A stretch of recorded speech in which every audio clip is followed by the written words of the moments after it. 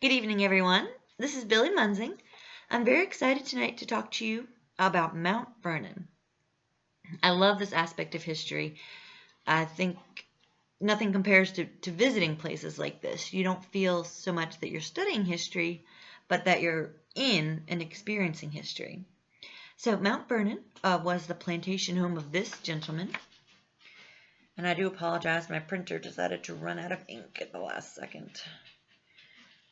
That gentleman is, of course, a general of the Revolutionary War and first president of the United States, George Washington.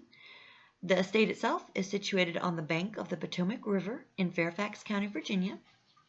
And you can see from this picture that the mansion house itself is right on the bank of the river. Mount Vernon, the estate has so much to offer. From the mansion house to the gardens to the tombs, both George and Martha Washington are buried there. Gristmill, distillery, education center, and museum. It also pays tribute to the darker side of plantation life with a slavery memorial and pioneer farm exhibit. Now, Mount Vernon was not always as we see it today. It got its name from one of George Washington's ancestors, and as it was passed down, everyone just kept the name and it was never changed. When George Washington inherited it from his brother Lawrence, it was a modest home, relatively speaking, but it's important to remember that in the latter half of the 18th century, Mount Vernon was the house, farm, and thriving business of one of America's most prominent citizens.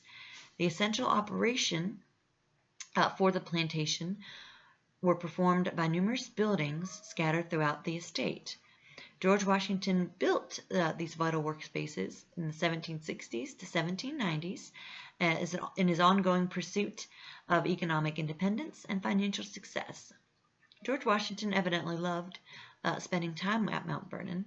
He wrote in a letter to David Stuart, dated June 15, 1790, that I can truly say I had rather be at Mount Vernon with a friend or two about me than to be attended at the seat of government by the officers of state and the representative of every power in Europe. Today, Mount Vernon has tons of educational opportunities simply by going online. They have lesson plans, a 3D virtual tour, a blacksmith demonstration, and even professional development opportunities for educators. Thousands of upper elementary and middle school children visit the site yearly from field trips from their schools to experience it for themselves.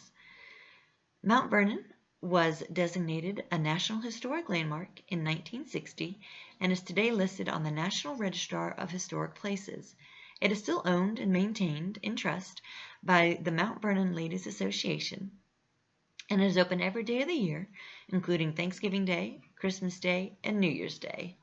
Allowing the public to see the estate is part of an over 200-year-old tradition started by George Washington himself. In 1794, he wrote, "I have no objection to any sober or orderly person gratifying their curiosity in viewing the buildings and gardens of Mount Vernon." Thank you guys for your attention.